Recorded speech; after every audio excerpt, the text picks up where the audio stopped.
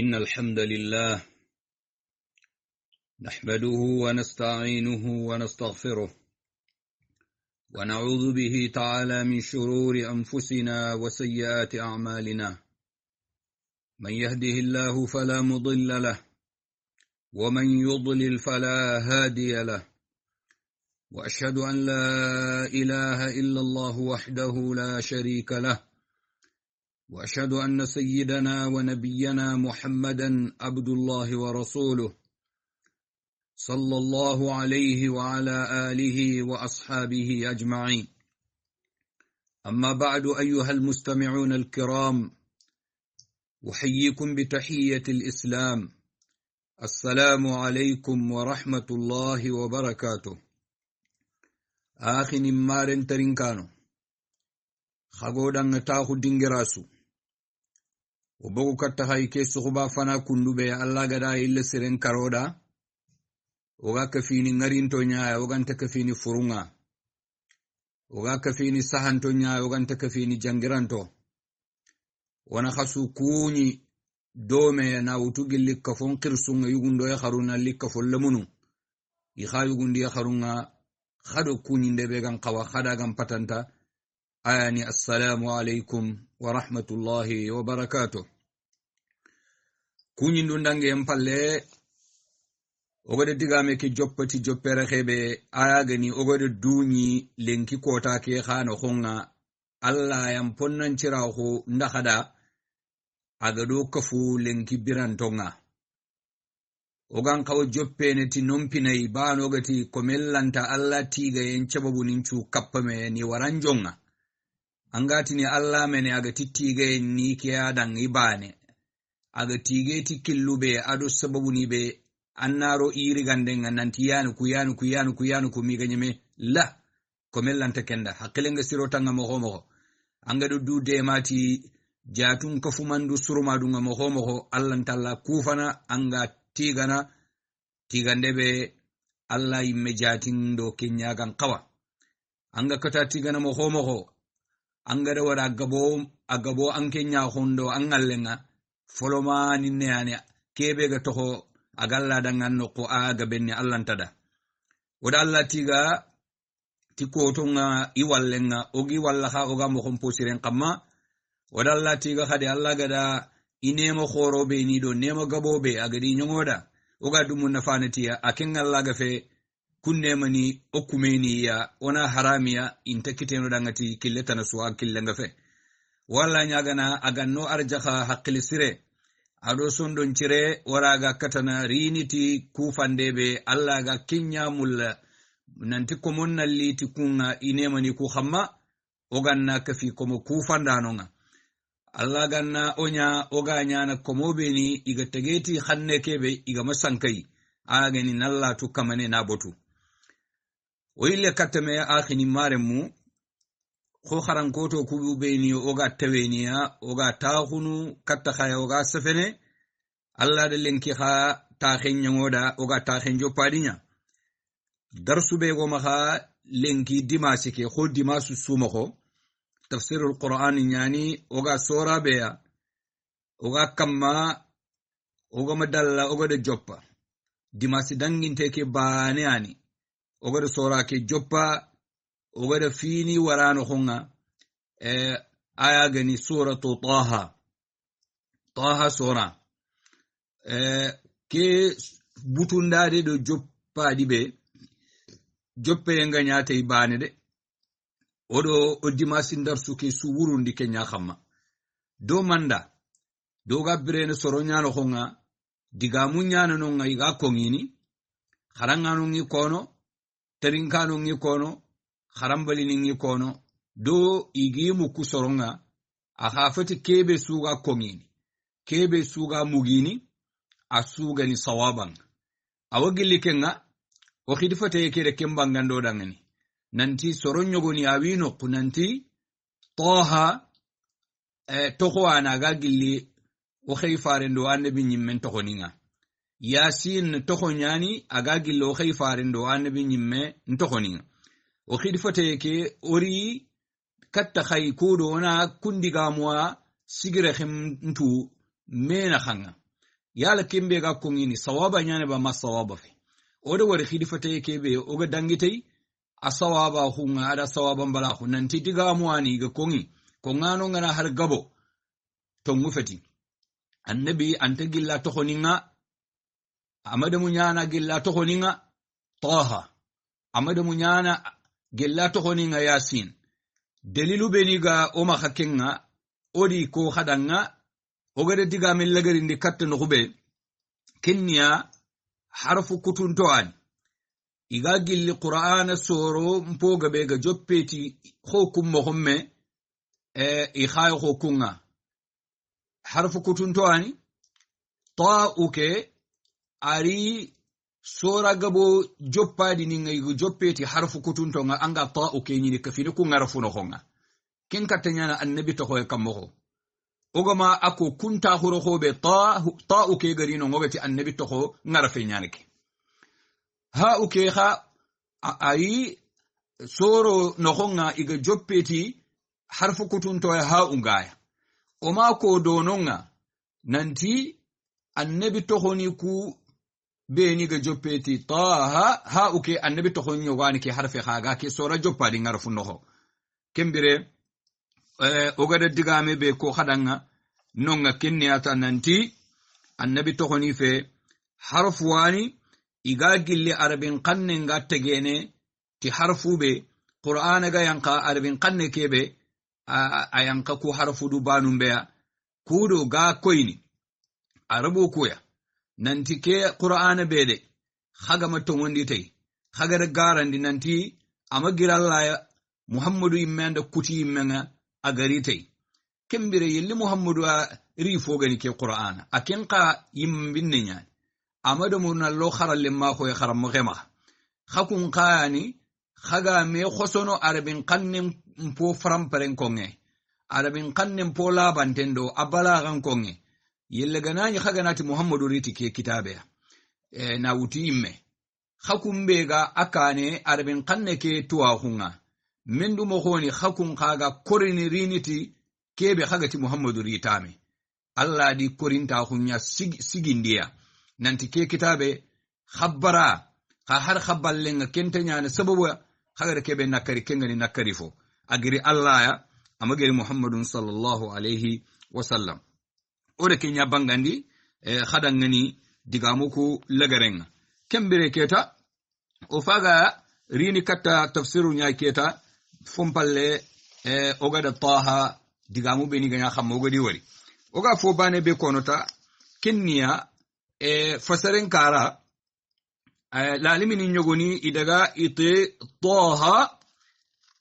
amana ngani kebe ota to muhammad to honkembe me taha yogoni ti khabile ni nyogonoku i khanne taha awre gani fube awre ni hada maremme bo hargana itoga ken ngada maremme ola la humure osonin ka hunyimme angana isere khilli iti harfu nida nya nkenu aga marido taha ke batten ano khwatan alla ga gangundi niya haraga nani wogoti muhammadu to hofe arai muhammadu gangunu tike anati yigoke bawana arabunga ikhanne ke be qur'ana ga yankai har sere ke banga to honko anga to honto anga nyanga to hoke to kono anga tini yigoke ya khareke lemineke o suetu nanti gangunda nan gangunda nyanga ne bakkati ke kille kenya ni khannu nyogoni taha awreni sarekeya walla taha inati yigoke yogoni khanati taha awreyani nqana habibi nqana kembire kuani agagile khabile ni benigi kono ayageni habasha ganke habasha Ethiopia ni nqanne ikunga iganati taha awrenia insan had maremme aka wala akl ikha itni rajul ko angatini ya insan ya rajul habasa gankan kanne wala nabti yanqanne yogoni khadaga iti ay khu serengatini ya habibi enqana anqana ke to ngai amma to ke amma khirti ken to yigoke sereke osuwe wala breke no ko nanti kuna fini ayo ganya ngana bakatiya hargana yoga kebe khiliti keya atoko nga fotike yogoni khadaga iti kune ani Allah ga joppeti kenga taha yogoni ti tokoni ani gagilli Allah subhanahu wa ta'ala tokoni harfu nyogo ko ogaro ko mo be lalimi ndiga mu nyano kuita ogari katta khaya fompalle ogada diga min gile mpo gilen ko annabi tokumbala ko ke khamayti kuya kempalle keta wonari katta sora mpasarenga keta kempalle Allah gati taha a'udhu billahi minash shaitanir rajim bismillahir rahmanir rahim taha ما أنزلنا عليك القرآن لتشقى إلا تذكرة لمن يخشى تنزيلا ممن خلق الأرض والسماوات العلا الرحمن على العرش استوى له ما في السماوات وما في الأرض وما بينهما وما تحت الثرى كت سورة كآية تمنين غير وناسيكي كي خما الله سبحانه وتعالى كمبري أغدنغي طه كي أخو أغتي لالمين يغني لغيتي غنغندي سرما دياني أغمريدو طه كي باتنغ أخو غاتيني يغوكي anani yugoke Allah kin gangun den katifa reke garhiri yugoke sareke qana ma anzalna alayka alqur'ana litashqa nke Allah nyaga da qur'ana ke yankandi ankam ma yankandan kammaya kudo annan nyakarma jige aytai annan ntampiti ayan kayake ya sababu anan yanganda nga yonki kuti ya sababu an yonkin nan kuti ti qur'ana ke yan kayan kama ma yan kanditi ken kembere ke digame kundu ayoko ari jabinde ay foda Allah ganati Muhammadu danga annatu de nanti qur'ana ke be ngada yan kannan kama ma yan kannan kama nan tan nan yakarma jige ay ti yan kandinde na'am kembere ida ko nanti birambe Allah subhanahu wa ta'ala gada qur'ana yankandi ifare ke khamma faringa asigiti qur'ana ke nalla botutei bati mo khom po timmante afo khorenda fo gabe ado isahabani faqala al mushrikuna min quraish igar faringa rigada sikke khore be dabari dorkhote be gadabari bati yake na hadu siti yake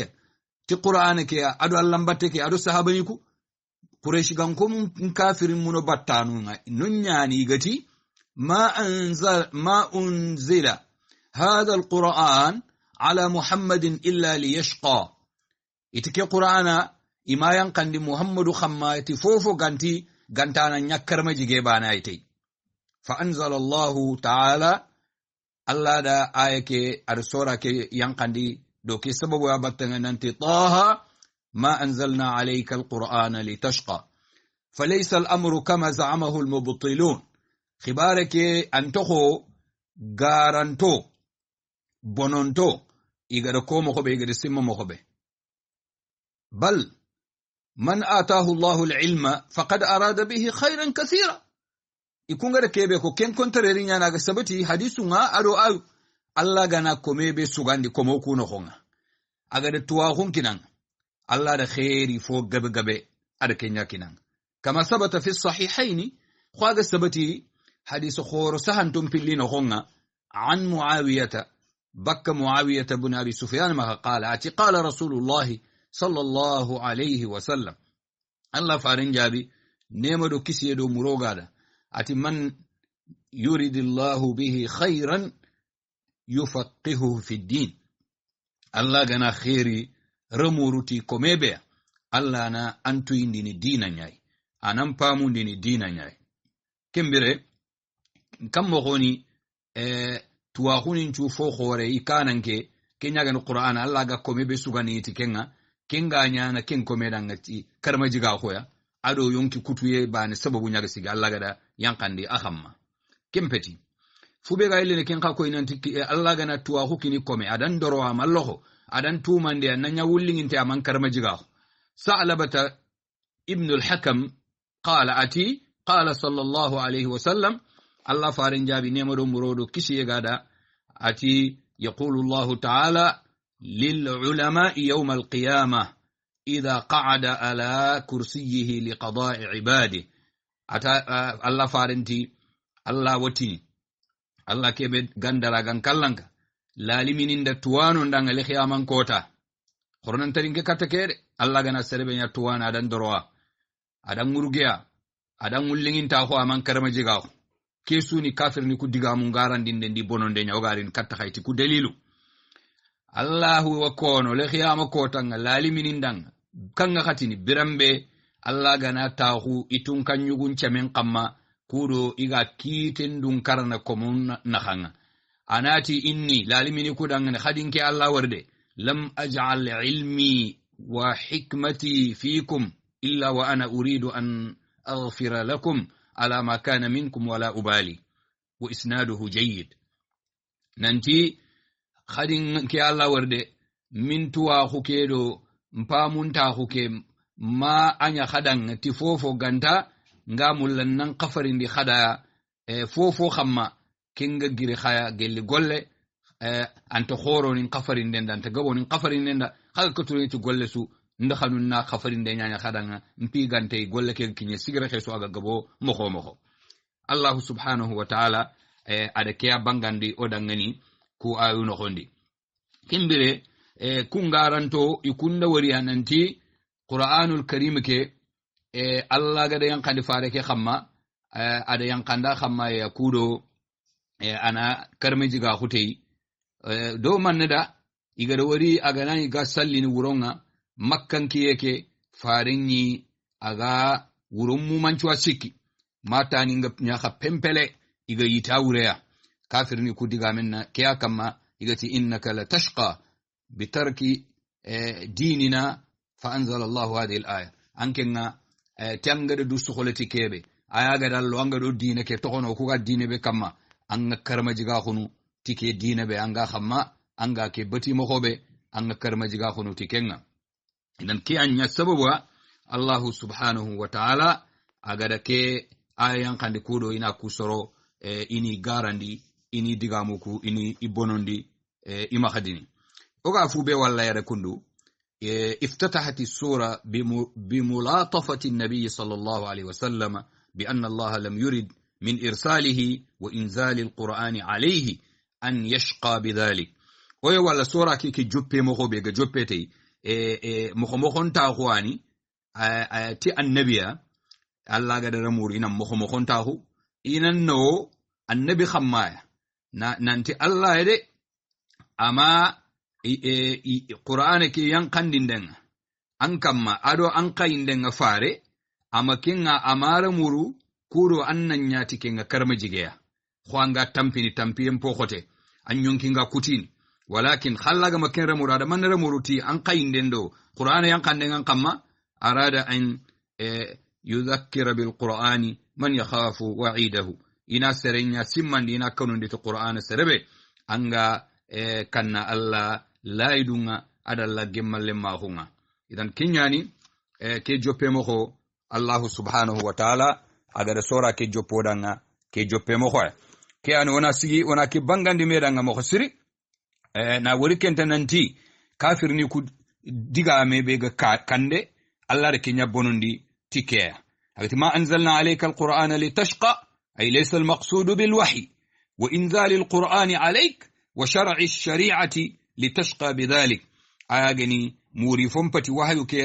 tanga ado qur'ana yankande ngan kamma ado shari'a ke shari'a ndenga kudan nan karmajiga khutikenga wa yakunu fi shari'ati taklifun yashqu 'ala al-mukallafina wa ta'jazu anhu qiwal 'amilin alla ma shari'a ke be gada yankandan kamma amanya shari'a aganya na shari'a khote mukallifini ku kamma golnyangano isembenga kurini riniti fube Allah gadi inyamarte wa innamal wahyu wal qur'an wash-shar' wahyuke ado ayageni khayfara huke ado qur'ana ke do shari'a ke shara'ahu ar-rahim ar-rahman tunka hinnana nemandana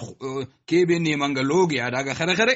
ayanda shari'a waja'alahu musilan lis-sa'adati wal-falahi wal-fawz alla danya jofanda na ado kinyandindi fo wulinta hunna ngado kisiyendo taqdare wasahalahu ghayat at-tashil alla da ke qur'ana do ke dina do ke shari'a alla da nawondi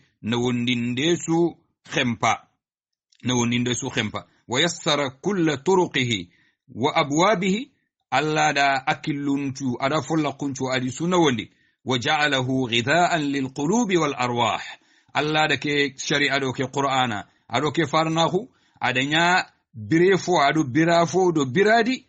sondo mundo yonkininda warahatan lil abdan ado tume foton qadangani alla da shari'a ke nyatikiya kimbire keta fatalaqathu al fitru as-salimatu wal qulub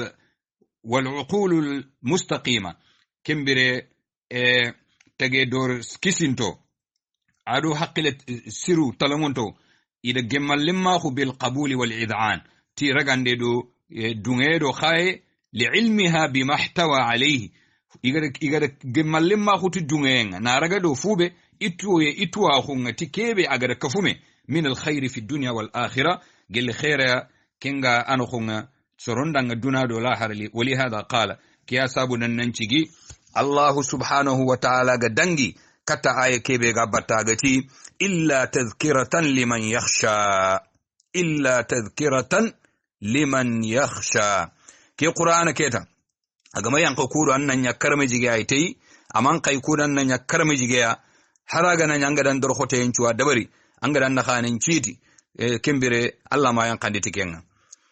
malari min nyogo ni ga kono nanti taha ke aygilla man ni nyogo bima'ana ta'il arda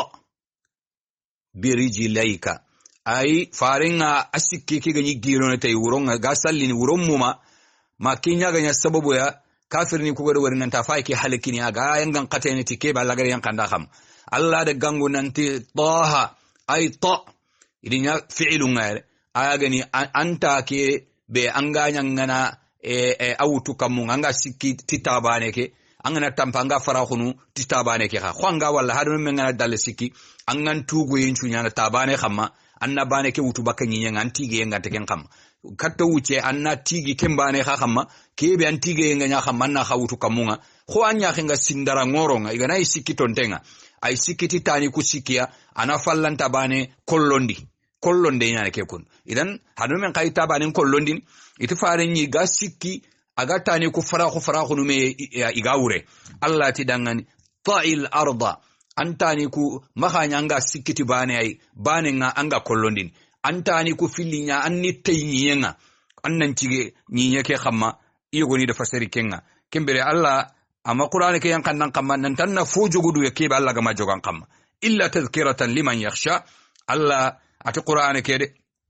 ado yiga dan kai ima yankan de ti fofo iman kaiti fofo ganta anna ananya simmandinde ado takhasi do kanu serendanga serekebe aga kanna Allah subhanahu wa ta'ala idan kiyani illa tadhkiratan liman yakhsha liyatadhakkara bihi man yakhsha Allah ta'ala serenna simmetike qur'ana be ngari yankan kam serekebe aga kanna Allah fayatadhakkaru ma fihi min at-targhib ila ajalli al-matalib ana khosanta simme fonga kebe aga qur'ana ken khonga gille khanundinde katta muri foni mpo darunga fayamala bidhalika ana golnyati ken wa min at-tarhib ana ille khadana ya simmande danga gille fonga kanunde gani akaga qur'ana ke garana khonga bakka karamajiga khonga wal khusrana do perdintahu fa yarhabu minhu ana khoy kanu gille kenga ويتذكر به الأحكام الحسنة الشرعية المفصلة التي كانت مستقرا في عقله حسنها مجملا فوافق التفصيل ما يجده في فطرته وعقله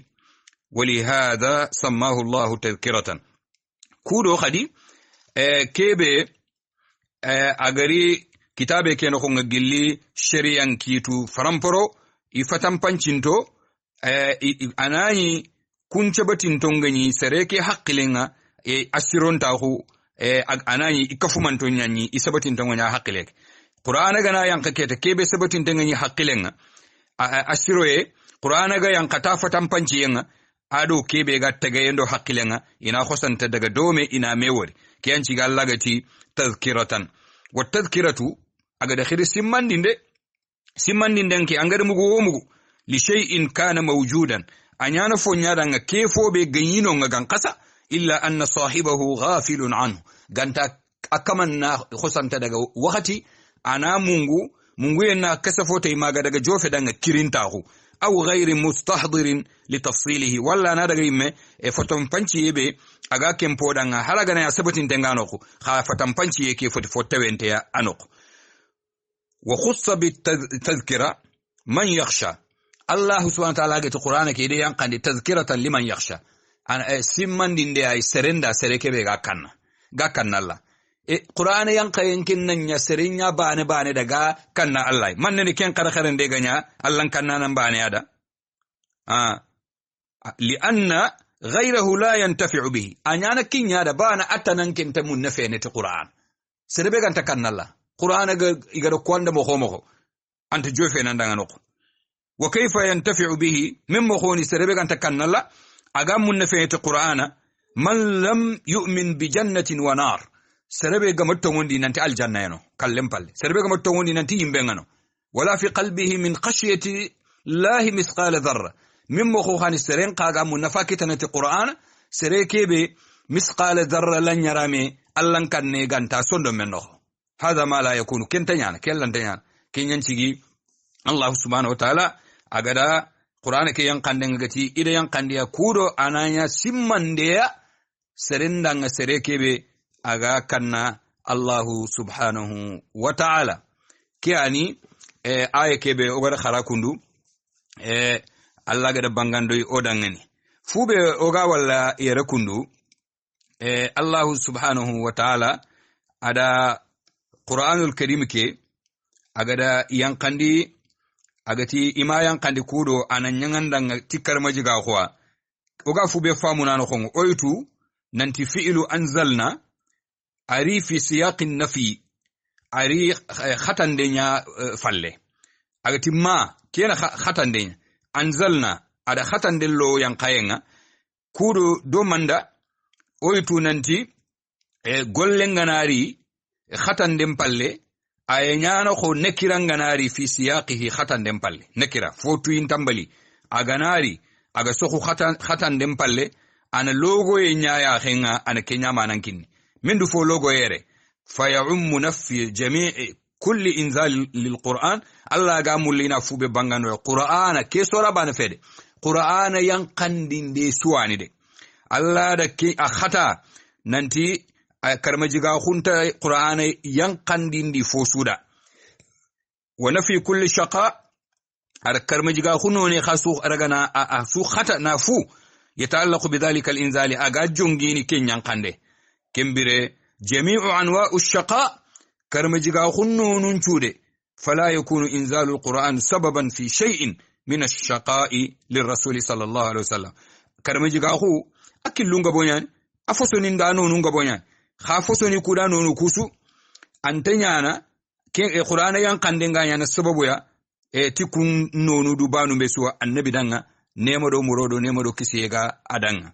kembire fitana no ngogara muru nuti ayeke aya gani birebe farenga Allah gada Qur'an ke yankanda khamma gada khayfare agada khaykata soroku kafirni ku gada ballebe koy annabiya Qur'an ke ni falla koy ga talallatono kin koy sunaye nyogo sara annabi danga na aham millaga dumaha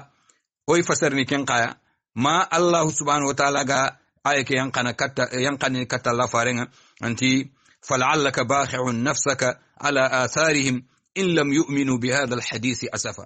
anke ngo ku kafirni ga bara qur'ana ke igadi falla koy ikem falla koy ye falle aham minda sunoyenga kenya fagada taxanga suwannin nga taxanga aga daga ma antino ko angatina nga anyonkin tilifini nanyonkin ngalekido kafirni ku ya battenga in lam yu'minu bi hadha alhadith nanti birimanda ke qur'ana be ngare yankan nan kamay ga motongondi tay kento khendo asuna enna khoy daga ta khanga anna hammilla ga maga khosi anyon kintoro duban mo khurare ke yankandi purana nya tikenche bobu ke khana fasara oraga akha famu ano khondi kembire keta ona dangi katta ayebega kembata ayebega kembata keta ona dangi katta kenga Allah subhanahu wa ta'ala agar fube ko kan wasu ko mantonga wana kengari dome Allah itini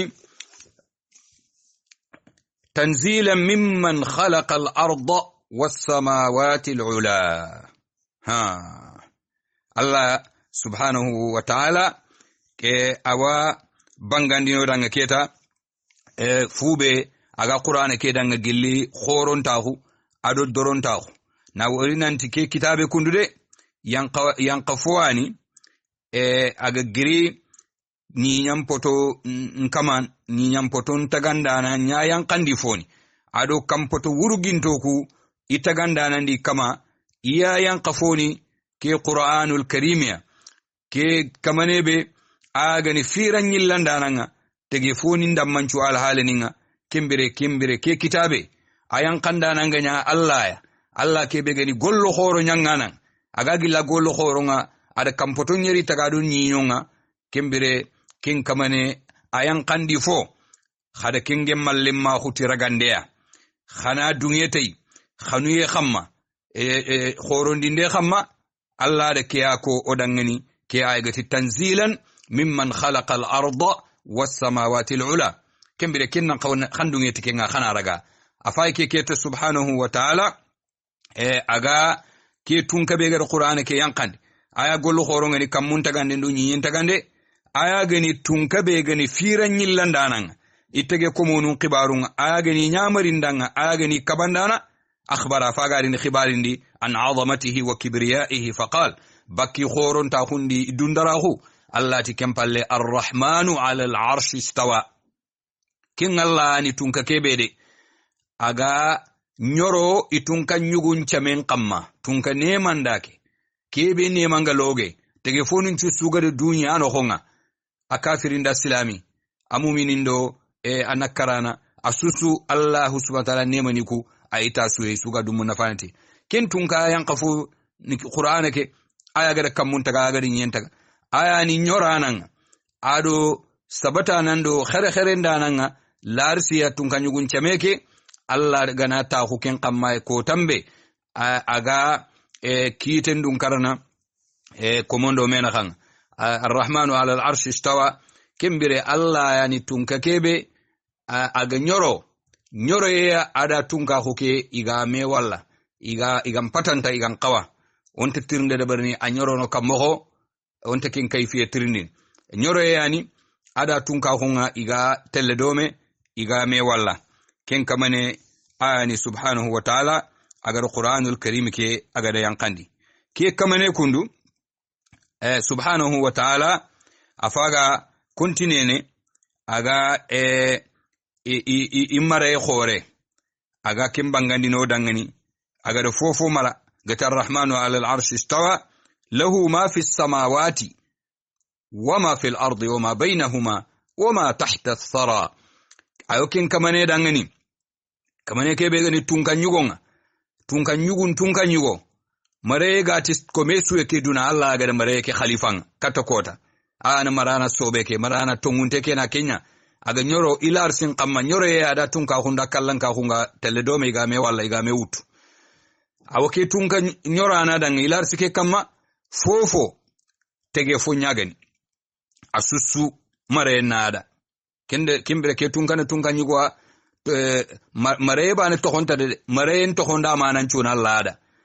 bana ubire ke wachanga ko walla mare en to honyana ta kha mare manan tada aganati khade Kenya antisika ganya khade ke wara kenti sikaga warenno Allah kenka ayana marana fiira nyillanda nanna kebe gallinga danga Kenya nyana kebe gantalinga da kenta nyana kin kamane ani subhanahu wa ta'ala agada Qur'anul Karim ke agada yankandi fofo aga kamuni kwa walla ganyi kwa ado fobe gido menaha na utugilli malaikan ne na lawara hadmaremme na lawara jinna na lawara dabani nalla wala fo kawantobe yonki gantiya haqqile gantiya ado funti foni kususuana alla kore nga katia amatege foto kono ata sumare nga bana tege foni takhandi tende ku dingiro anaka kamunindo nyinyondo kamunindo menaka alla tike susumare ni ke Allah subhanahu wa ta'ala wama tahta as-sara ado fofo kinga nyi yake juramu lemure at-turab an-nadi nyi juramu leke nyi yake wure fofo ga nyi yake yugo ito ma tahta sararo fofo ga ni andaba ke wure asusu marena Allah fal jami' mulkun lillahi ta'ala abidun mudabbaruna musakharuna tahta qada'ihi wa tadbirihi tagi komonunchu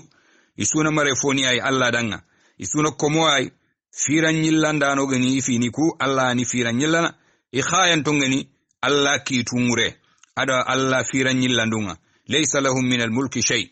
marefone anta idanga haqiqatan wala yamlikuna li anfusihim naf'an wala darra komo ku bane suntano angada nafa maranyi meda sakana dangan ke nganna mara sartanada angana ko fo marana duda Allah take marana sartanda nafanya gani ba tora nyagani amma mara duda amma tora ke hakka baduya sakata ha annaka basartana wala mautan imabire imakalle mara duda anta idanga mare foya igana la fisarebe akarni gankarni ikunyi mebe gada mare daga dukisine wala hayatan bire entimaha igada mara sakatina bire kenya fube kan kawanyanda iga wasena nyanda fondang igan takawanyanda wala nushura lekiyama kota komon kafume nga kallem palle awundie akafume antidanga imamara Allah subhanahu wa ta'ala ada kiya bangando dangani ku ayu kallangun tono honga subhanahu wa ta'ala kimbire Allah subhanahu wa ta'ala ake larsube kundo agada akhibaren ko arshike ani kamunin chu kamma ana kamunya ayan qoro tege fosu Allah gada taga kenya ni fube agani fosa hantenga kimbire kin Allah subhanahu wa ta'ala akallan ka kuke a khoron ta kuke ogana nya nyore e kono onta tina o ya nyore mo khoraga no gado duna tunka nyugun nyore mo khonyara ga no gi banonin igana ta ku itunka nyugun nta khadun kamma ogati na Allah ga ti nyoro ilar sin kamma o khana daga wana warnanti ken nyore e no ko kem mo khoa ke kundum peti Allah subhanahu wa ta'ala a nyoro no banin ke ma nyoro e mo ko kem mawari sartana mawari sakogati ni ona ko aga ti nyoro mene anyoro kundua wala mo nyoro kundu Allah subhanahu wa ta'ala banatu iga nyoro no larsi ke khamma nyore mo hobe subhanahu wa ta'ala kempalle Allah subhanahu wa ta'ala ay kontinene agati no dangani wa in tajhar bil qawli fa innahu ya'lamu sirra wa akhfa Allah subhanahu wa ta'ala qoron tarinke katake digame wa in tajhar bil qawl fa innahu ya'lamu sirra Allah ana kentu wa akhfa yelle ganani Allah ya rakunda ga an mulina igorin kati yanga titwa ko tege komonunchu birembe ay kebe girdanga wata da imarenga ada mare khorebe Allah marenga ni Kenya ada Kenya bangando danganti ay kebe gati lahu ma fi samawati mulkan wa khalqan wa tasarrufan wa tadbiran fofo ga kamuke aganyi ya kagina khanga ado fo be ganyi yengure asuna Allah danga mare ke Allah mo foto mare fo gani ganta aga mare na Allah aga dugu teke nga fagarin itwa hulogon tenkaya tuwa ku kebe gada tege kumonun cu su kharuni fana iga tege en no honga afaga ken ka bangandi no odange kembiranga na kentu annan qawa haqqile gangasu anna du korosi anna wase fo de barni kebe aganta gemme Allah anna wase fo kono kebe ganta gemme Allah ke an Allah gati wa in tajhar bil qawli yelle angana anken ngada maremme anken kome angana bange ti diga mebe nene nga kono anya kharangya anya finkongya anya duwangya fofo digame age na angana bangete fa innahu annatu de nanti Allah de ya'lamu sirra digame kebe aganya gundonga Allah watu wa akhfa ke khabe ga fuhu aga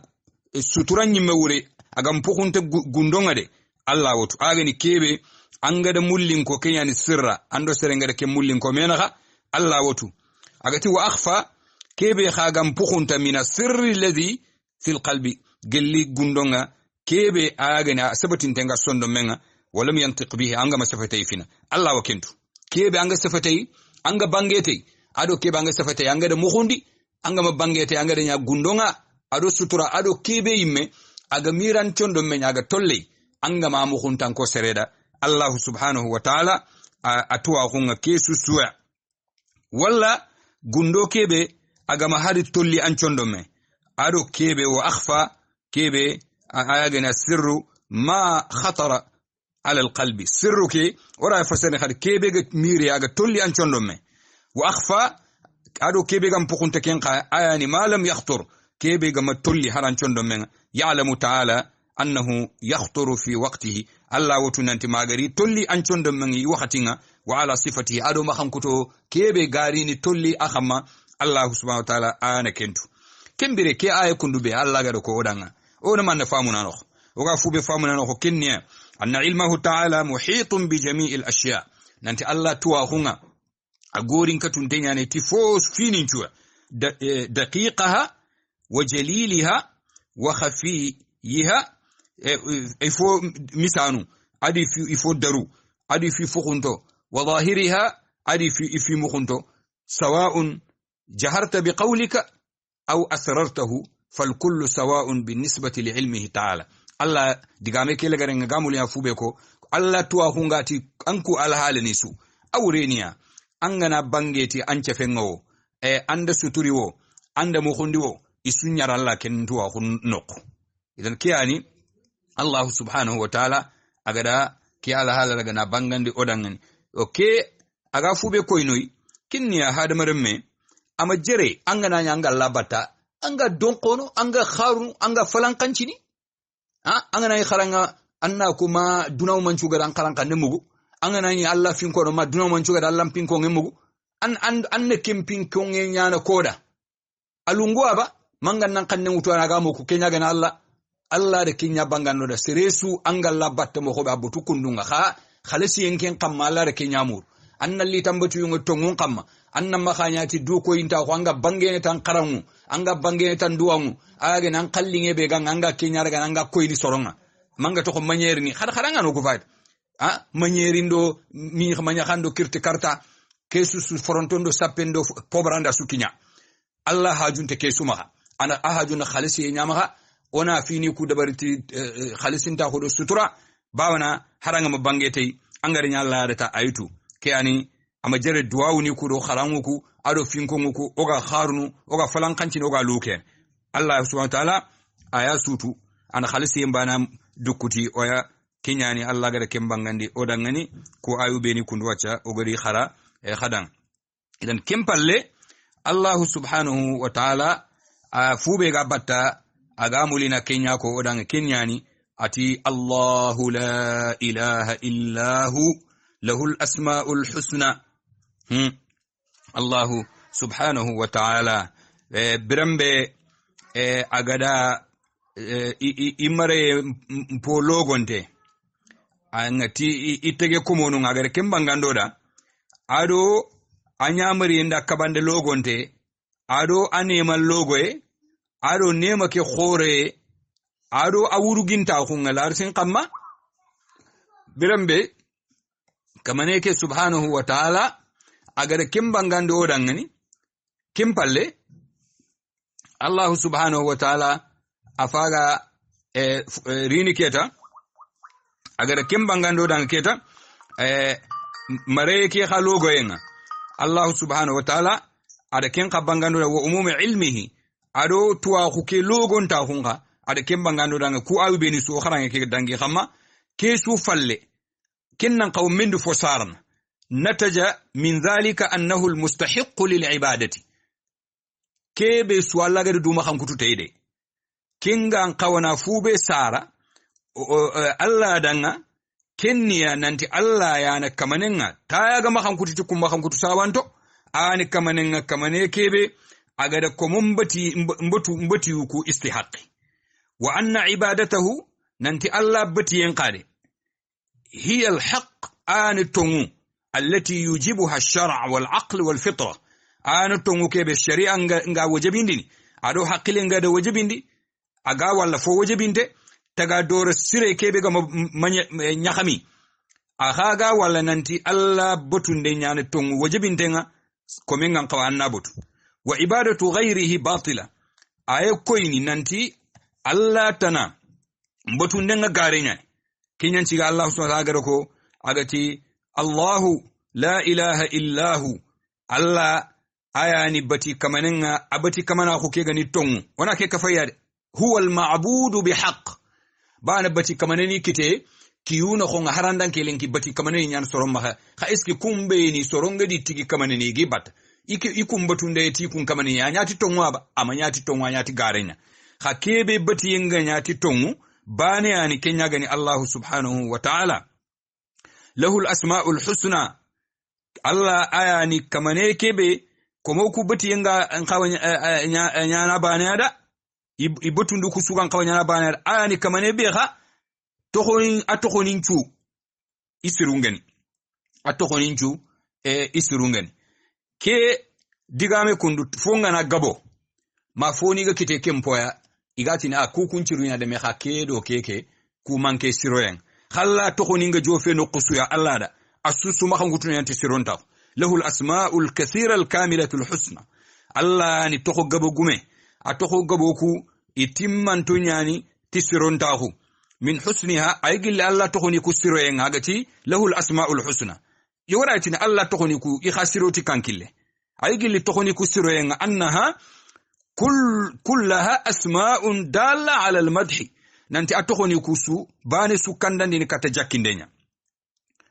فليس فيها اسم لا يدل على المدح والحمد أنت الله تخوني كونو خونغ تخو أغانت كندن ديني كتتيغن دي أدو جاكين دي كين باني ومن حسنها أوغي اللي الله تخوني انترو ينغ خدي أغاتي له الأسماء الحسنى أيغي الله تخوني انترو ينغ خدي أنها نانتي الله تخوني كويدي ليست أعلاما محضة أفتقو ننتي تخو توينتو أنتا أكيمبا أنتا تخو توينتو آخرية يتنكندو إدورا خنتون بك مانا وإنما هي أسماء وأوصاف الله تخو نينياني مخنكتو ننقاني الله غنا دوخري تخو بي تخو كي مخنكتو نقانا خوا غناتي رزاق أرجخاندانا نيانا أغناتي غفور خفرين دانا كمون غنا جنوبو هند براني خفرين الله مدورا خو بكي تخو دي مانني سفكي مانا نكيا ومن حسنها أوجل الله تخوني كسيرو غدي أنها دالة على الصفات الكاملة يلي جناي تخوني أجني يدو ما خنكتوني أوجل تخوني كسيرو غدي ما خنكتوني كو نجيل ما خنكتوني تمانتونيا وأن له من كل صفة أكملها ننتوج الله دعنا جيل ما خنكتوسو كم ما خنكتو فوت تمانته الله خلك كنيا ما خنكتوسو الله دعنا كيبي غني كم ما خنكتو فوت تمانته كنيا الله خلك وعمها كيبه غنا فولو غونتي واجلها كيبه غني ما خنكوتني كفو درندا فو كلامونتي كننا الله خلكيا ومن حسنها اوغل الله تخوني تيرو ينغا خدي او كان باموتي كارا تنبه انه امر العباده ننتي قال الله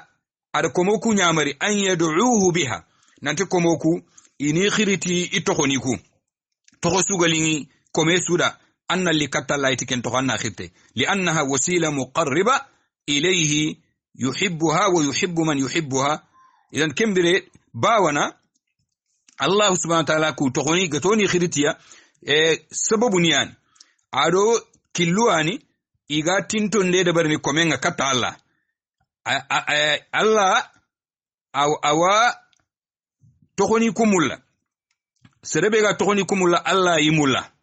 ويحب من يحفظها سربيغا تخوني كروسيني انغي تانغانا ايمانني انغا رينيتيا الله وكين كمان قامولا ويحب من يبحث عن معانيها الله وكمم الله كمبه اغا جاغانديني اغا كروسينديني كودو مانني بينيغا تخوني كودانغا مي ورغينيا سرسوكا كون مولا الله خامول ويتعبد له بها كومي سوغا الله باتتي تخونيكو Allah wakin kamanga ayamulla Allah subhanahu wa ta'ala ke ana gada ko gadi ko mo kunyamari nanti ini khiriti tokosiruku Allah da ko ayatan ati walillahi al-asma'ul husna fad'uuhu biha toko siruwa Allah danga atokonin su sirunya na atokonin su kallanguntonya kembere Allah yitini komo kudanga khadalla khiriti itokoniku Allah subhanahu wa ta'ala ada kiya ko ngodanga ni ku ayuno khondi kembere ki aybe ogere wari aga safene tauhid nya khamma bati kamana khunga aga kinnan qawananya Allah bane agati Allah la ilaha illa huwa lahu al-asma'ul husna oga fube wutu bakka kena khunga khadi gelli fayda do mana kinyaga ni wonati wa yanbaghi li ahli la ilaha illa Allah soroku beni gani la ilaha illa Allah dunko kebe ganganan tatiyede kenda manne an yuhassilu arba'ata ashya ina fini na khati gasundi duda fini na khati kunnan qawnyani da igasun tongani ikhabun tongida hatta yakunu min ahli la ilaha illa Allah kudo ina katunyana gilli la ilaha illa Allah dunko kumpini na khati na manne at-tasdiq agani tongundi nde nan tongundi na fon tongundi nan chokhu fonga nan tongundi te wa ta'zimu adona foki be anga da tongundi anga sakhe anna khorondi kha ananya ma fo khore fo kallangunte wal halawa ado ananya fo linge anno ko halawa anna limo parce que iman da khamme yani limanan ka sere sugati mu'mini yani anga matine limanan ka khunda khamme foto ko agani duna aljanna sere sugo maro ken la hara aljanna ngalan torone ko cheikh lisam bin taymi agar ko wal hurriya ado dumare liberté annanyata anga amare enchunyana Allah subhanahu wa ta'ala la ilaha illa Allah dun kuma ni nan kaw gasuni da faman laysa lahu at-tasdiq ona ile kata kuna khati ogati fukina nyasrenda anga du kontene gelila la illa la dungo serebe tongunta hudo tongundi de ganta tan anken fa huwa munafiq ankin na munafiqinya ankin foko no kununta amma sa foke ke anu gati la budde sakki kina nya la ilaha illa Allah ko ngano ku nokuya anna foke tongundi annan cexay angam kenganta nokusu ambugu mu'minin nka fonno ko harga nan ya ngandi wala anna nafiqinya harga nan ta kafi nafiqini ku gore noko ومن ليس له التعظيم سربي عند لا اله الا الله كو خا الله فيني كو خورون تا خنتما اما الله فيني كو خورونتي اما كاويا فهو مبتدع انكنا جوباندانا بدا اندون كينيا نانكين ومن ليس له الحلاوه سربي limanan ka hu ndakhammenga aga bakatu sabati nangasu andanga nchondo menno fa huwa mura'in ankenna duko intenya anna finin da barne atangamul soronna nyingi yatani ini wuri anke lono ken kadarano waman laysa lahu al-hurriya sarabe liberté yangare ngantan andanga takya fa huwa fajir anke nga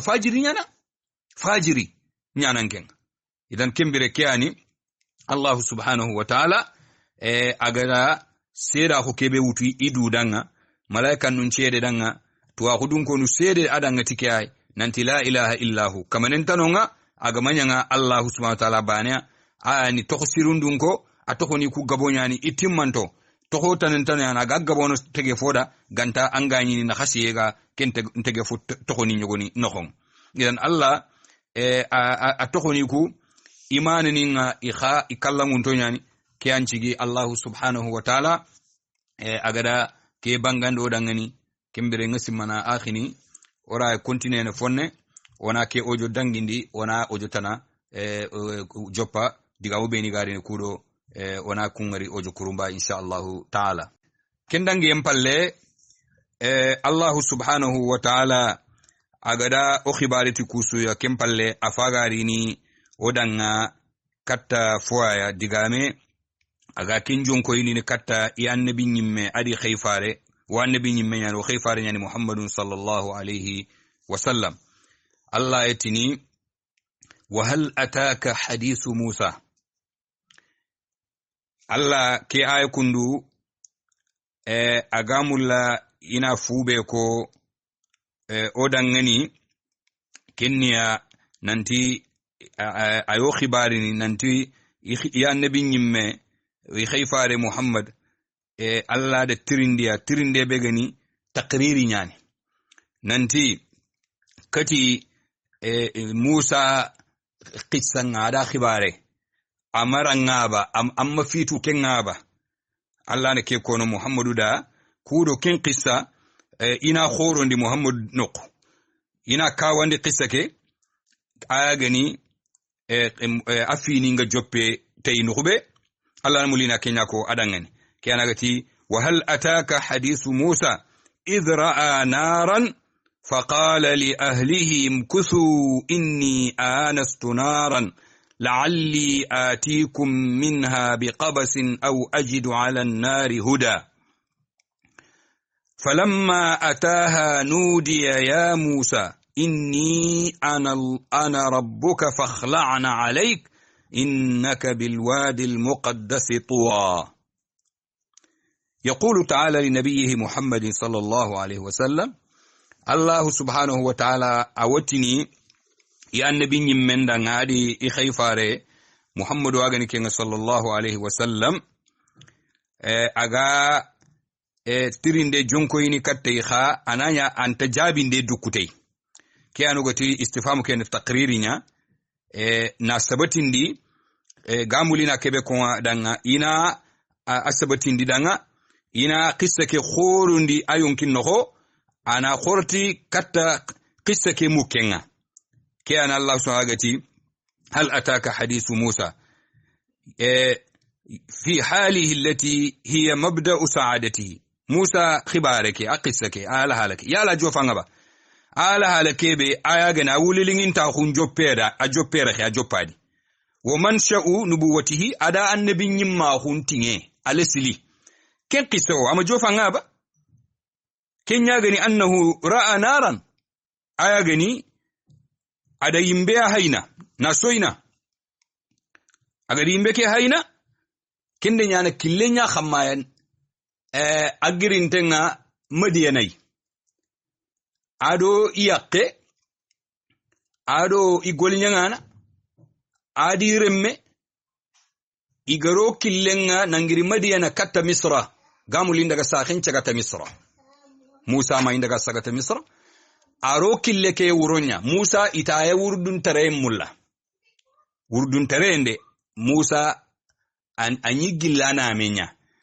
birebe keta ga gilli gani ta khore khebe akallu yugo ke ada gani no debebe agar khanuketi nangirindindi inan daga misra indaga jofeti maya aro killenga wuronyaaya ado rem sa yaqi iti ayaqi ke sare killenyaay imade lenyugo sara ado golinyanga na be golinyanga ngani gada battenga iro killeke lalimininga إذا دود ماتي كي دعامة نأجتي فقال لأهلهم كتو أجدا فعلوا كنا جمعون خسغيره خطأ خويره قامولا إني إسجني نقبة إذا يمبنغا إنا إندعا دونونغا يكون ما خطامبيرني دي باتن إن عندك إنا نيل كاتيني يباتة إنه يعني كنا إسورة هي تلاقي جنا كيبه ينوع كندك خطأ خويره خدين دغويره كسو أقيموا وأثبتوا هنا خسغيره خنام كوديره nkede nda imbe haina na soina noro nyana gati imbe aga jofe no berebe ala bedanga bana yakhinga fogobe wala mo koy kundum peti ada wori ko imbe nya aga jofe no noro nyane ken noro alla noro nyani aga khosi bange yitte ngadu bane yitte ncuga ngalun kena aga kumini noro ya idan kembire nun nyani Musa qissan joppadi nga wulli inta ko joppadi annabi nyima ko ndo khayfarun tingenda a joppadi ne kya alla gada faare nyamari agar tirndi ele gati yala ke khibare jofanga ba khibaro khore khibare dare bane yani gilanga khininga aga khayankane fareya ken qissanga atuye ngandanga ayanjidini sabariye ayanjidini allan koma ko kudo annanya khe kencere aga de toro beni wori aga de sabari beni sabari an kana kata nya khene an ngahi fono be garankane ke yani aga ti hal ataka hadithu Musa إذ رأى نارا بربي موسى قد يمبي وري عند وري أقاوى الله وقت كي يكمبي الله ركو أدا هينا أدا وري يمبي الله سبحانه وتعالى أدا كينيا كونغدا غيراتي إذ رأى نارا بربي أقدا يمبي وري كين يمبي بي أقدا وري أتي ألا تنيا نيد أدا هينا من بعيد قلي دنجر ألاتي أتي سروكو دنغني yakke kedo remmendo golnyangana ati kusu khasigere khadindugoyere inni anastu naran nda yimbe awori agar wari no khubeha ken tour sina gideke attatte te enkara adi yimbe ke warti dononya atwa cha khakun nindugoyere la'alli ngana daga bakka khaku ngana daga katta ke yimbe be ngada wari la'alli atikum minha biqabasin amenta korni fini filli idu banu be ma kenganya gesu foyo ndanga ndaga ni katta hay afana amenta korni ngana jofe nonga yimbe nyaga ni laya nyoma kitana ndanari katta hay khaga ke mullu khoto khotebe parce que tu wuro nyani bite nyani wuroke mullu khoto khoten qani gano ko isanku killen qaya kesu de men yeken kota isanku killen qaya kembire iga mulle kebe wacha i hataji ntenga katta fo iga tahamunu tikempo ke anagati amen to korni ngana daga na nyoma nyino nganda na ri katta khay khana tahamu fo kita au ajidu ala nari huda walla ngama ken nyoma kita na sereni walla soro iga yimbe ke khamma kunga kille ketu ino dema oga sanko kebe wala ga baka sanko ke ha mohobe ino kanda ande wari yele Musa faga yimbe noro akenda ahisi kebe tine ga nyana tay anyati walla mugo akenda kenya iji kello kenya ado kande sereya kenga kanda na katta kille be ga gilli madiana katta misr ku fillisu hissiyani tine foni filliyani ba kimbire arakiya ko na sere kitago kanda katta kille wa kana matlabuhu an-nur al-hissi wal-hidayah al-hissiyah فوجد ثم خاكينغا دغا جوفي ada khibari nyigari simo mo khobe amakanya kundum ada manni ama yimbe nyinonde fasamma an-nur al-ma'nawi nur al-wahy alladhi yastaniru bihi al-arwah wal-qulub akenga jofe nonga agati yimbe ama yimbe nyinonga de ada noro nyanyi nonga noro kebe gani mana ganke noro kebe gani wahyunga yonkinindo sondo munga iga norontai arkenyino wal hidayah al haqiqiyya agati walla na daga ngana nasroni men kamma ina killen ko aga daga akhosanta kande haqiqa nyanyino kengeni kankande hidayatu sirat al mustaqim alla kille talongonte ke kande ada kenyanyino nga al musila ke kille kande entebe ga jofande de barni iro yananga إلى جنات النعيم كتا الجنة كنيمان تونغا فحصل له أمر في قسو موسى دنغا لم يكن في حسابه ولا خطر بباله أمني أكون تنغا أما يغير كنتي مكون دونغا أكين كده سماتا إنا نيوما وتدانا ركاتي سرون إنا تخمو يلي إيغا مستر كنينو ناغي كاندنا كتكيلن إنا ويلن نكري إيغا نخورانغري إنا بغو سانكوكي خاكين قسان تدغا غده فوفو سما أماني كندونغا ada fonyi no kengan danginta aganyi kebe simmana Allahu akbar kembire falamma ataha adidun ko kutoho yedu ko adaga birebe Allah wa khibarni birebe Musa ga daga gari mbeke agari agari kebe hayna agari khiri yimbe nukhulatin yana agari hayna wa kanat fil haqiqa nuran agari adani a haqiqan aga kebe khamma yimbe fe noro nyani wa hiya narun yimbe ani تحرق وتشرق أجا بيندين أجا خراندين ويدل على ذلك قوله صلى الله عليه وسلم الله فارنغ دي سنغ كينقا أي بانغانديني الله نورو نياني كن نورو الله كن نورو أبيندين أد خراندين الله فارنغ ركو صلى الله عليه وسلم أتي حجابه النور الله سترن نورو نيا أو النار ولا يمبنياني لو كشفه الله غندي كن چتورا رغنا اواتو بكنو نا بغنو غدا فرسا لا احرقت سبحات وجهه منتهى اليه بصره غفينا الله غندغا سوتورا مبغو iduya oti noro nyani noro ke sembebe ga walla yimbe nyani anya ayeso ke kachu inyi fofo bini Allah wallunga jofe aya Allah wori yenga jofe no kusuya anoro ke ma yimbe kanyi kenchu ragana ga bini kenya siga Allah ga da sutura allo ido komo kuna ha falamma wasala ilaiha birebe Musa ga daga keta maga jofene ganyin ku kebe hayna na lato yenga nudi minha gangunde ke bange danga nonya ide gangu gellino nyai aina dahu Allah yanda gangu kama qala khu Allah ga ko ayatan ngano khube agati wanadainahu min janibi at-tur al-aymani wa qarrabnahu najiya Allah to ku Allah oda Musa oda gangu gelli turi gideke atatte teyen tambangi anya Musa gari adangati Musa agata teyenya wala gideke teyenya khogara ko mo bodo danginti ken lalmini khayti afosante Musa yani parce gide teyedo no genta ken karon sereke be gari anya gari angati gide ndanga no kube otini gide ke agata anteyenga Allah to oda tintondi nanya dudanga gundal lemmai ari do non ken ay ke ay khadi Allah subhanahu wa ta'ala ga da bangando odangani agati birambe aga jofe nonga no ko kebe ganya hayina na lato yenga a gangunda da gangu ken gangunda ha koni Allah ni ada gangu aga da gangu Allah timanne ati ya Musa Musa no ngai tunnanti anke ngancan kunte yana daga no kwanyi kande muru anke nda gangundi khanne mugu anya khente gangunda nake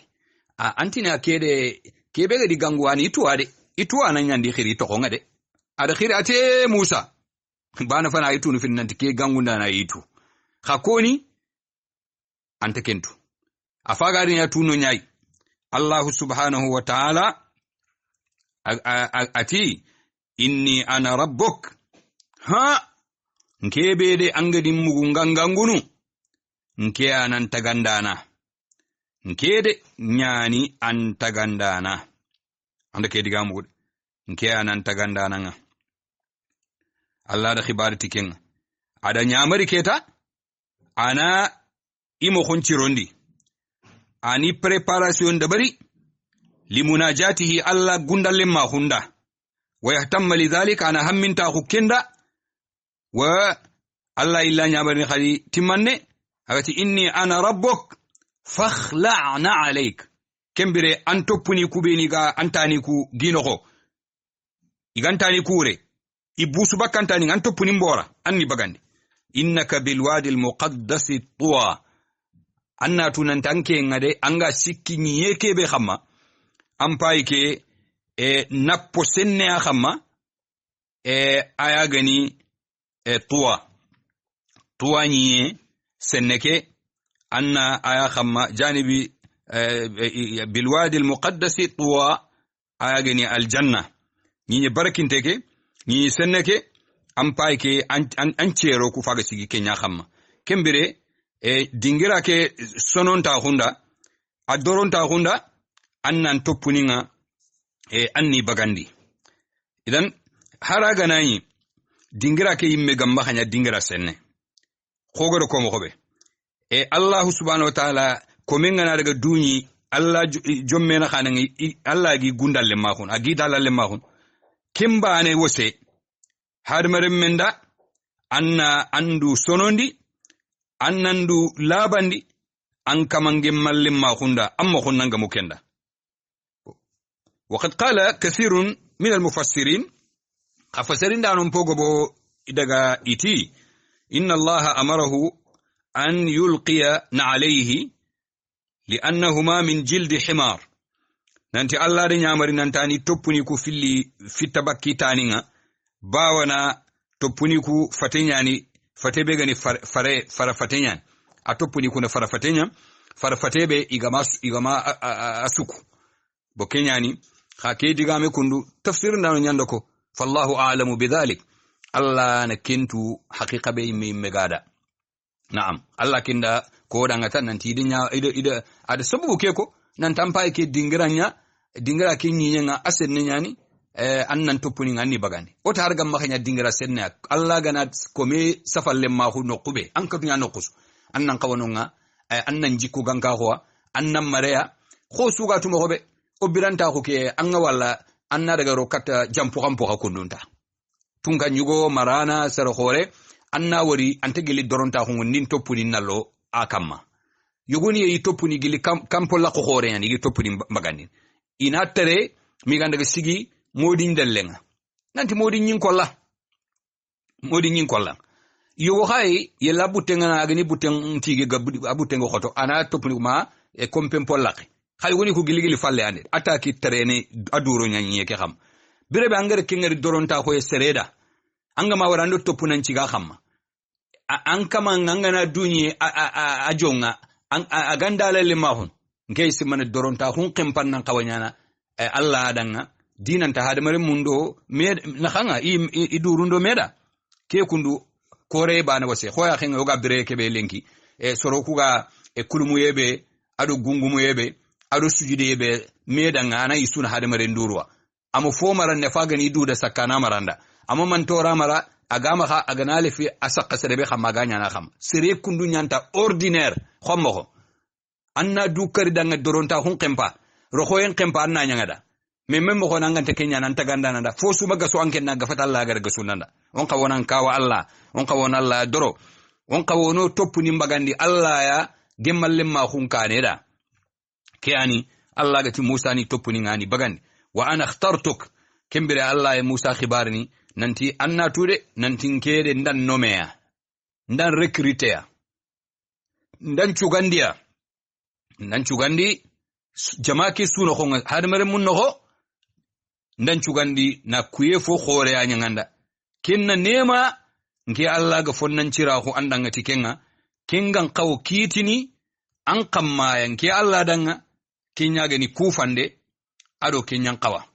kembere Allah fagari ni katta Musa dalalle ma ko ke falle agar sugandi ti fube afagari ni ken ko ngada ati fastami' lima yuha kembere Musa tarinke katta fube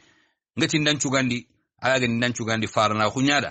farna khu hangal mu farna khu ina rona la kenyana ga jofan idan tarinke fondanga kebe nga walla kattanga gelli nyamariu gelli nkabandu gelli qibaru ado qissani beni nga iyankandi ngi walla kattang antoronga asigindi tarinkande nda bawana كن فواي أدو آغان قوى لأن أصل الدين ومبدأه وعماد باون الدين اللسلي يعني نغاوة لكتان دينا نجوبا دي يعني أدو دعوة الإسلامية كي تونتين يعني أغوندو من يعني كمبري ترينكي كندان سيرينغا فوخوري أنا غاري كتان تورونغ ثم بينا الذي يوحى إليه بقوله كم فالي الله فغاريني غابانغانيني موسى دانغ كيبي إغاوة لكتان تورونغ fompa lagadi torombo khongomundi kempo tarin kannenda innani ana Allah la ilaha illa ana Allah da kiya jopeti ke fina Allah haqqe be ga komon kamma agar khayfarun chu khayti kenya agar Musa gangu kebe gade jugu Musa toronga de a fay kenan tinke andin ke warde nke yani Allah innani ana Allah har ke diga me kerima warde serbe ga armin kannen to anga tunanti kemari kundunde ari khotonta khunya khamma ado qasr na kamana khunga na susunya Allah bane ada komon ka gollun jati na sunya Allah ada kiyana Allah gati innani andin kebe de nyaga safena andangani ngati ndan cugandi ana Allah nyani ndu konanda Musa nke nyani Allah nyani komo ku tagandana komon gollun ka jati gini nyaay khadi kamanin tanonga agar komon taga sakati ananya nga haqqe komon kamma ibatunde ngada nyana tagandana nga komo ku gollun nan kawanyan ki Allah da kiyako Allahul mustahiq Allah ni kamane kebe agada uluhiyya khun agada istihaqqi amma kan kuti tayha li'annahu al-kamilu bano odangite nanti ada kemmerite do manne do ayane timmantenga fi asma'ihi wa sifatihi ito honin no hondi adama hankutoni na khasiyente bane suwa gella to honin adama hankutoni al munfaridu alla yana baninga bi af'alihi ti gollunga alla golluku fo maka fi alla ni kitta ka fa alla maka golluku memmo hani foga ka fi ni alla gollube ko mungi nyana alla da ken kana ya fisirun allah ken kemba alla yana baninga ti gollunga الذي لا شريك له الله كيف كبل ما غنتي ولا مثيل خورنتي ولا كفؤتي ننتي ولا مسمية تخورنتي الله نبانيا كمبري الله تنكيد نياني الله kamanen tanonga bati kamane gani titongu illa ana gantinke Allah fa'budni kembire annimbotu bi jami' anwa'il ibada tibati yake nonuncu Allah gati fa'budni anta fonya na Allah danga fonya na fotanada fofo ga khiribati yede Allah da kemmuru ko mum makhanantina sunyangi ki Allah banada bi jami' anwa'il al-ibadati zahiriha wa batiniha kubeni ga batiwa iga worini ado mananga sufuni beni ga sellang iga sikitiya kumbatiwu ngono ado batiwu beni fonno ko nya sufuni ga sikitiya ko sondo ngollu i khawano kuncunan kawanya Allah ada usuliha wa furu'iha batiwu ku leslini ado ikingu batiwu beni ga ni leslini batiwu beni ga ni kingunga isun kawanya Allah ada kiyako summa khassa as-salata bi-dhikr ogana fayi katta ayeke Allah gati fa'budni annimbotu agaduta kenkono ati wa aqimis salata li dhikri ayle ke botundi ne idan o famunu nanti salle bati nyani aya fa'budni no ogati Allah ti annimbotu tibati yunonuncu salle libati yagani an libati yunonunya aga ko akongin tenga fa'budni no khonga manina Allah ga duran khere agati wa aqimis salata li dhikri wa in kanat dakhila fi al-ibada Allah da khere li fadliha wa sharafiha afason ta khunda wurgin ta khunda ngabati kusuna khonga wa tadammuniha ado akafu mandenga ubudiyat al-qalbi komon nchondo mumbatiye sondo ngollu an kunkafume sallen inda kunkafume wa ubudiyatul lisan ado nenen koma khunqa ada kafume wal jawarih ado sufun ubudiya ada kan kafume wa qawluhu li dhikri allamu lit ta'lil agati wa aqimis salata li dhikri ay aqimis salata li ajli dhikrika iyaya anna sallen annan cigitei anna kini do ancimma yenginga لأن ذكره تعالى أجل المقاصد باونا الله كمنا نشمي الله أنشون منا ميري الله خما أنقل النور الله خما كنج اللي خير فيني مبو درينا وهو عبودية القلب يعني صندم منكم أخو بانا صندم منا ميرنا الله وبه سعادته كمن اللي نتاخون قانتي كينيا فالقلب المعطل عن ذكر الله معطل an kulli khair sondo mobe aga sigi aga bono nampane bakka allam pinkonga ken sondo me siginte nyana panan te nyana khadi akuman te nyana bakka khairsu wa qad khariba kull al kharab ken sondo me a gurje akajahu gurje ro kajahu su khempa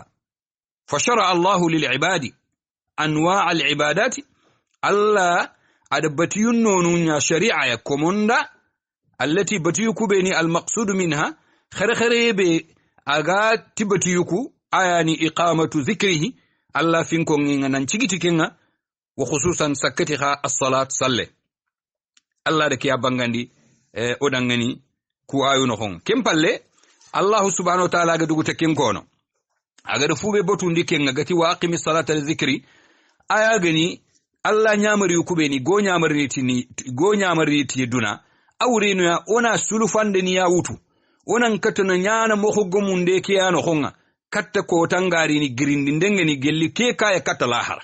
Allah faga kenya kon nanti inna sa'ata atiyatun akadu ukhfiha litujza kullu nafsin bima tas'a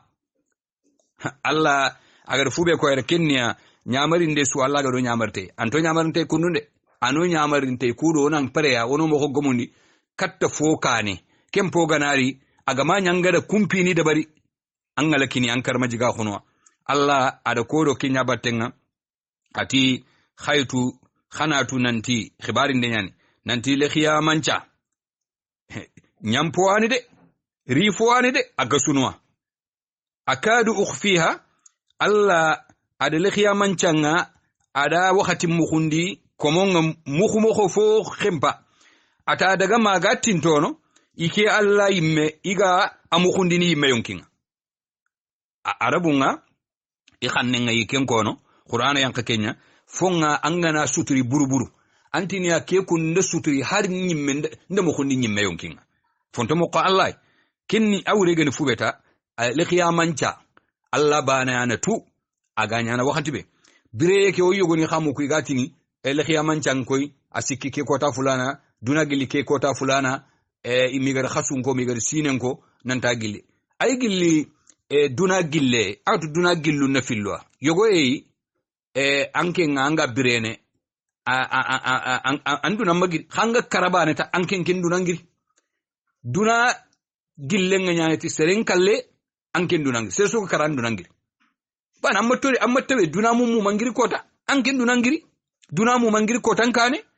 yogoni khayno nga igati ni seren kalle ngakhatintu kati fulana ga kala Allah tsere suntu go manyi kella ke anona tu onan kata usurma dun do mo khoni ngamundin kalle ke kane ogona birew kalla ogona kara ho undinia kenyani saake arinia kha Allah ta amu khunte nyana khaykunga soron ka fogabe kebe gana mu khu an angantatu annana karniya aka amma fogabe tu kemure fatanta antadu awure fatantadu ya khinyi mai fo wala anan yanda wori mo ko anan yangere wori mo ko be kundumbe ko Musa wacha de yimbe ngayne yimbe adaga da wori ade ni noro ndama ko no khadanga ngani safene tauhidin qibaren qamma se Allah gana ton tongonditi ya on tongonditi ti Allah ama bogode nan ton tongoni ti Allah mo ganda lawri ko soro ku beni gada tongondi en tokononga igade jongi ke ya xamma ndikati ya khen kaga da fosuwa wori Kenya ngade wori mo ko be kundunyage kundumpe ya khen de fogo be wori mo ko kundumpe ya khen mo fogo be wori kha asekhe ya anya kundunga idan wori ente kontene nda misalen kini nga khasimani nda bateng nanti mpai misale go kinni a igama da baranjo ngosu anganari antorompena agani khalisim PS godon karegi ma tampille awutu anna ro kayto khullin qamma anna khalibe mutu anna yori anna fanay anna fillo da bari angana duguta fillo da barni anna bane keraga anna akolorier kholo mununga ekolunga ga kolorier nda barni anna bane keraga anna hoke anna afaga kolorunga anna arampili anna bane ke duro a khullen to covid anay tampille bane ke ande angada khalibe mutu na yori kayto khullen qamatani filli amana nga anda dasetani filla ay sak kayto khullen qam anda bane ke faga colorien anda colorien kenga nyata colors anda bane ke duron to covid alli anda sere khiri anta nan payi katta ku imagine filli inyeka ba makannam pu ifunen kebe aduro ngeni fogantei serega na siga anna wala nanti kenyan qoro kebe anga da rampili anay khisumba ya khem magara yerba kene misale anga kini khada ese khana fa ya khen gara yer kembire Allah subhanahu wa ta'ala agama otuyindi lekhiya manchang mpini kuya o jofe enkane nonga ken takhawo noro oga nakari nan tantadu bano o mamu go ma wori anta sa la Allah ana khairi nyamul toya kenyan ci gaga do nyamari nan tona Allah botuti batiyen nonuncu sakkati batiyu kuno khonga batiyu no ngi sigiro khon qorongani batiye gama jofiya agani kho salle seda sofoku falle salle nyani musima khu ngombo nguncu fo khore kenyani aga commentin toni Allah dina gollesu kana gati waqimi salata li dhikri Allah subhanahu wa ta'ala birembe agada kimbangandi komo kudanga sallenga ahamminta khu finkongi afu gabagaben na salle ke anoko hadu me ngana hutanga ro salle gilanga na sigindi angana rangana kabari anga kharanga anga nan tengelo nyi anga nan qurungullaga asu finkonga duro tahiya ke finkonga duro ke ani serebe gana ro sallenga katanga bakanke ngariti finkonga be anonu kusu isu kafumantongo salle ke nohonga ke ana lagati wana liti sallen khanatu khananti le khiyaman chande li foan amu khunten khani kunga bakka yonkininga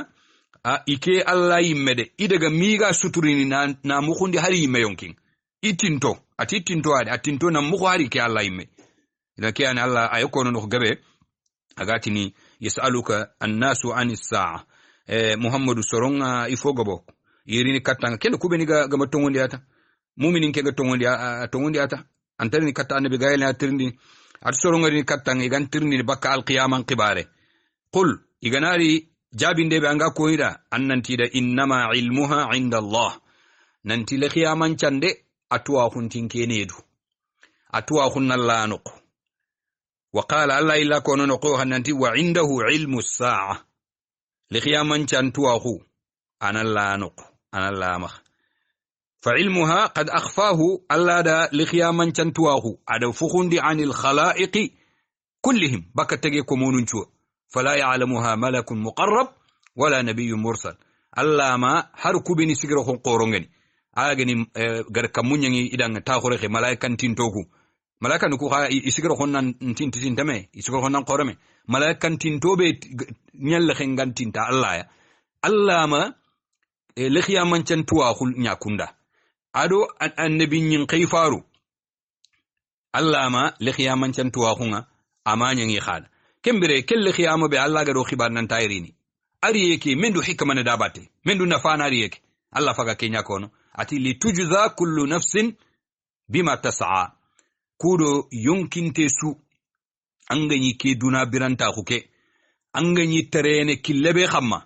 anganyi gollube nyana alla na ambaraji ti yale khiyama ke kota golle kenya golle sirew anya golle burew anan khibarin anan barajin teya fahiya al khiyama kota ke saake ayani al babu lidaril jazai li khiyaman cha ayo ko alla ga mulinan toda ayani barajindi kake follaqe barajindi kake follaqe na kenya mallaga kono ayen khutana agati liyajzi alladhina asau bima amilu li khiyaman changa alla tarini akudo komunga na dunyi kenno kuya ina sorom tuga ini baraji ni musu soroku be ni ganyi dunambire yake igada gollum po burenda bari wayajzi alladhina ahsanu alhusna ku khabe ni gada golli sirun dabari li khiyaman changa nari ina kunqa tuga igolli siruku ituga ni iganyana tuga dim posire tuga di sunta ko serendang igadan tuga angullunga aljanna ina aljanna tugi ikha kempalle Allah subhanahu wa ta'ala ati farendangani fala yasuddannaka anha ati Musa dangani kembere agar se hokube suko katta Musa ati fala yasuddannaka anha man la yu'minu biha wattaba'a hawahu fatarda kembere kele khiyamade ariniyade khanan choko ariyeke khanan to ngondi tay jaxsedi ado gongo sere kebe gamatto ngondi tile khiyaman cancike kennam maha anyillandi bakka to ngondi en tay amma khan chukula aga anyillandi ni bakka to ngondi en tile khiyaman canga ado barajun dunga ti gollunga sere kebe ga kafira hutei aga matta funden ta fi sondo menga asikenda akinga kafini kenga aga yillene iyong killi munya bata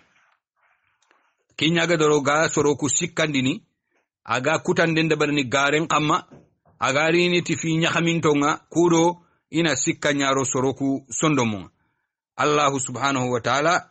ada Musa gongonanti kafir wo kafiri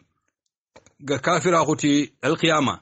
aga ile nyana iyon killi munya batana kennam maha amarsade amma kan chukula aga nyillani bakato ngondi ngati le qiyamancha ado barajundungo gollon qamma